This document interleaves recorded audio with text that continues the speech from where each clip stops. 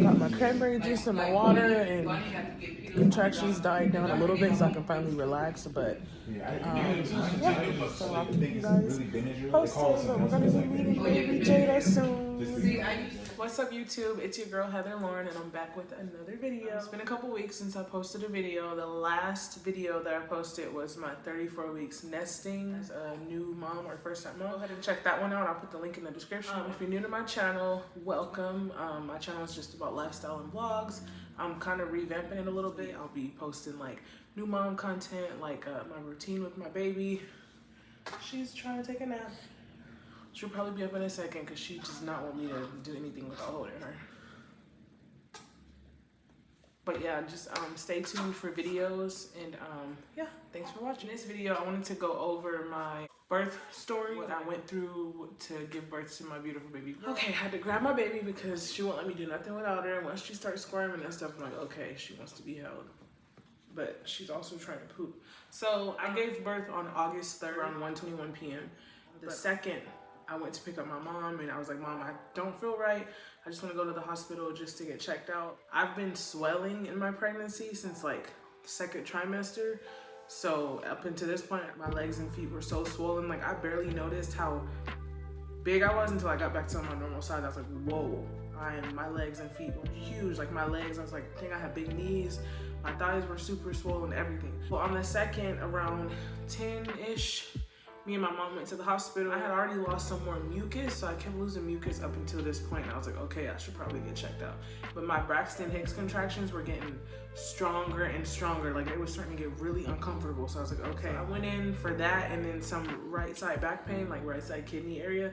Because I was concerned about that. I was like, uh-oh, I don't want to have anything extra going on where I have to, you know, go through anything else. I get there and they take me to triage. In triage, they just had me give a urine sample, down and put on a hospital gown, put me on the fetal heart monitor so they can monitor baby's heart rate, and everything was always good.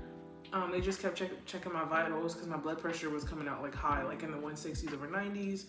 And then they also, you know, just hooked me up to the monitor to monitor my contractions. And the nurse was like, are you feeling these? I'm like, yes, I'm feeling them. She's like, wow, you're having contractions like 4 to 5 minutes apart. I'm 36 weeks at this point, or 35 weeks and 6 days. So they were in contact with my doctor the whole time. They just wanted to monitor my blood pressure. They sent someone in to do ultrasound of my back because I was having pain over in my kidney area. They said blood from me. The results from the blood test came back negative pre-eclampsia. Came back negative for any kidney issues. Like everything was good, no protein in my urine. So they were just trying to get my blood pressure down. They started an IV in my left wrist. I still have a little mark from it, with activated ringer solution, which is kind of equivalent to like just fluid, just keeping me hydrated, just like water. Then they gave me nifedipine, also called Procardia. It's a blood pressure medication. And they also started me on magnesium to keep me from having seizures from my blood pressure being so high. So at this point, I'm a nurse. In my head, I'm like, okay, they're putting IVs in me, all this other stuff, do all this other stuff if they're gonna send me home, because there's no point.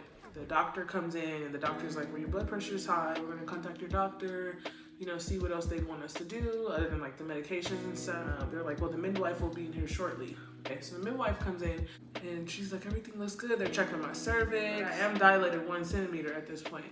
And I was like, oh, okay, so I'm dilated just a little bit. And she's like, just keep in mind, it's a possibility you're gonna have this baby. You're not going home.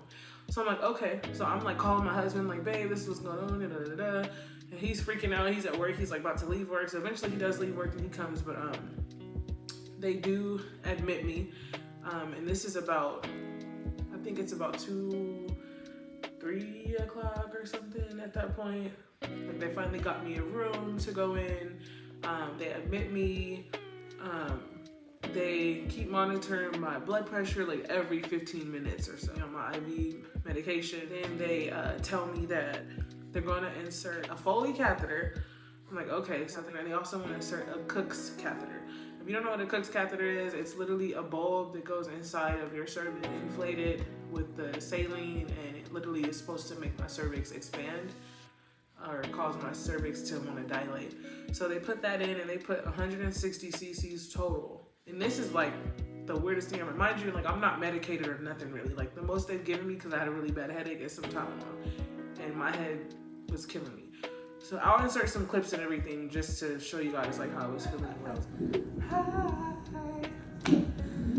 trying to get some footage of y'all while I look like this before I turn into Godzilla. I've been in the hospital since like 10 in the morning and I've had high blood pressure, so we're gonna be having the baby. And I'm on magnesium right now, IV, because they wanna make sure I don't have a seizure. So I'll be meeting my baby soon. So just send me some prayers, because Lord have mercy.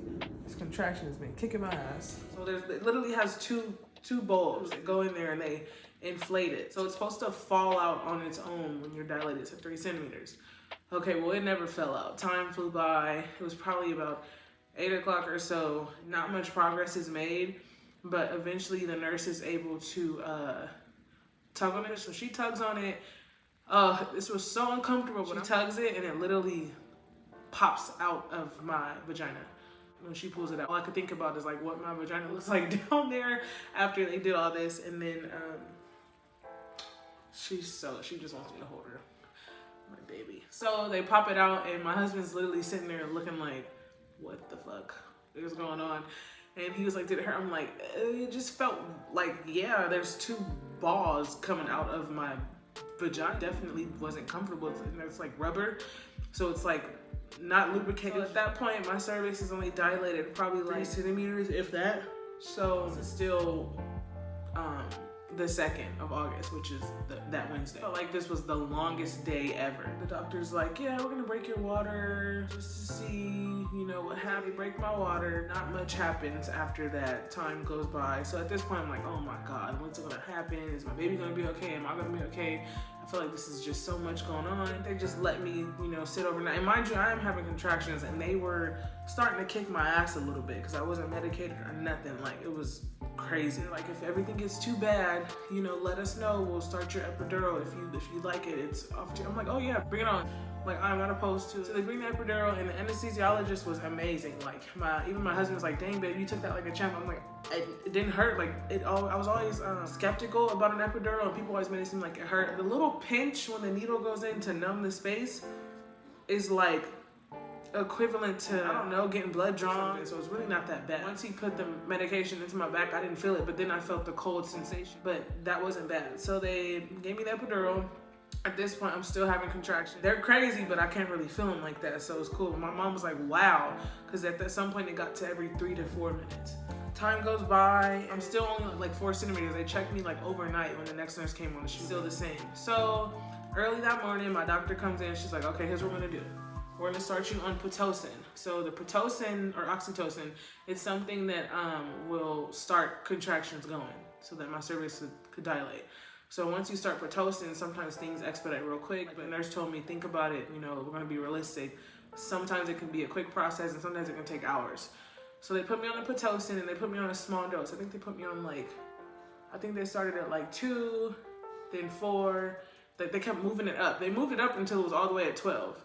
So I'm laying in the bed, I'm turning on my side. They put up a yoga ball between my legs so it could help dilate my cervix. They keep turning me from left to right. So they're doing all this shit and then nothing's happening. Notice I was laying on my side and I was like, okay, I'm numb as hell on this side that I'm laying on, but this left side, I can feel all my contractions in my lower back. Like, it was so uncomfortable. I was like, whoa.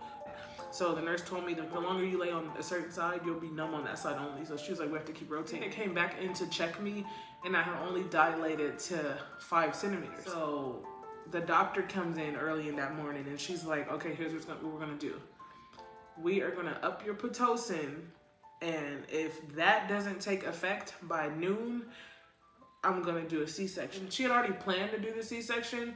Like, I was supposed to get an ultrasound at 37 weeks because my doctor thought the baby was measuring kind of big. And at that point, that would determine, you know, depending on how big the baby measured, she would schedule my C-section at 38 weeks. That's when I would have been having my C-section. But my doctor's like, if we don't get somewhere by that time, she's gonna have to do a C-section. She told me because they had already broke my water, it was a risk of infection to me and my baby. And that's my main priority, was making sure my baby's okay. And I'm in the hospital bed, like, just taking everything. Like, I'm like, I want my baby to get here safely. Like, I don't want anything to happen. And my doctor also told me that my pelvis is narrow. So no matter everything they do, she's like, your cervix is just not dilating. And I was like literally 80% effaced. I wasn't dilating. So it was just you know, the baby's almost ready to come out, but my cervix won't do it. And that, to me, that was like, okay, yeah, we gotta do something. And my husband's like worried like hell. It's like, I wish you didn't have to go through this. I'm like, yeah, but I kind of already anticipated the C-section, so I wasn't really afraid of it. I had all this stuff going on. It was just so stressful. Like, I was like, I just want to see my baby at this point, and then her to be healthy and I'm safe, you know? Noon comes, and I'm still at 5 centimeters. After the Pitocin, this is after they kicked it all up to 12. Still nothing. So my doctor's like, okay, we're gonna prep you for C-section. The anesthesiologist that was gonna be in the OR was telling me, she's like, hey, we're gonna do general anesthesia in the event that it doesn't work and you'll have to be put to sleep for us to do C-section. She's like, that's not what we prefer, but if it doesn't work for you and it doesn't numb you or something, that's what we'll have to do. Luckily it worked, because I was not trying to be put under, like, I had the most anxiety about that versus them doing a C-section. I've never had surgery. So they prepped me and stuff. It freaked me out because they had to take me first, and then they didn't bring him in until they were ready to start, like until I was numb. And I get it, but I'm like, are you guys gonna let my husband in? Like, at that point I'm freaking out because I just want my husband in there with me. Like, nothing else is bothering me. Like, I just want my husband. At some point I just had to be calm because I didn't want my nerves to be bad and something to go wrong. But I'm literally laying there and they're like, okay, we're gonna, I guess, like, tap on me with something sharp to see if I can feel it. And they were tapping and all I could feel is like weird, like something was on me, but it wasn't hurting me. It was weird. So I told them, nope, I don't feel like no sharp pain. I just feel something there. So they're like, okay, so we're good. And then they're like, okay, bring your husband in, bring your husband in. So they started, and they brought my husband in. And then they pretty much brought him in when they were about to get the baby out. Like, they were already starting. My husband comes in, I'm happy he's there. I'm laying there, I can hear the heart monitor, like, doo, doo, feel like sound like it's getting slower and slower. And that was freaking me out. I'm like, oh my God, if something's gonna happen to me, I'm gonna die today. Lord, please let my baby be okay. And then, you know what I mean? Like, I was just praying like that she was my main priority. I wasn't tripping off me. I was like, I know who I pray to. I know what my journey is gonna be. Like, just let my baby be okay. So I'm about to get emotional right now. My husband's like watching me. He's like, oh my God, he's freaking out because I'm shaking uncontrollably. The anesthesiologist said that's normal. Like, she kept asking me if I'm okay the whole time. She sat behind me just to make sure I was okay. It was scary. Just that whole time, they're cutting me open. I'm like, what the fuck? Like, I'm literally laying there like, I just can't wait till this is over. I'm calm though, but I'm just like, I can't wait till this is over. You know, I'm just praying the whole time. And I could hear them saying they're getting to the baby. And then the doctor's like, oh shit. Like, well, my doctor's very vocal. Like, she curses, whatever. My husband's like freaking out because I guess the baby was, I don't know. She's not that big. She was 6 pounds, 14 ounces. But I guess that kind of weight, like, something's inside of you occupying your abdominal area, it does become to be pretty cramped. But my baby, they pulled her out. She cried right away. I started bawling when I heard her cry because I know a lot of times you have a cesarean section, they have to push the baby out versus the uterus doing it itself during labor or during childbirth. A lot of times babies do not cry. They have to stimulate them to get them to even cry. And then they put her over the curtain and I looked at my baby, had a little cone head. Like, literally she was trying to get out the birth canal, but I wouldn't dilate. And I was like, oh, that put me at ease. Like, I'm glad I had the C-section because who knows what could have happened to my baby, you know? My husband went over there with the nurses and everybody, and while they were stimulating the baby, and my husband told me after that she started turning a little blue. I'm like, okay, thanks for telling me after, because I would have freaked the fuck out. She's premature, but she was healthy. Everything checked out for her. They stitched me up and all that. They moved us to the PACU. So we're in the PACU, my husband's there, baby's there. I'm trying to get her to latch on to breastfeed, but it wasn't working at all. And probably because the milk doesn't come in. And for one, I had her 4 weeks ahead of time, so my body wasn't prepared to have the milk come in for her yet. So I was gonna breastfeed, it didn't work out, so we just started to do the Similac NeoSure, which is for premature babies or babies born a little early.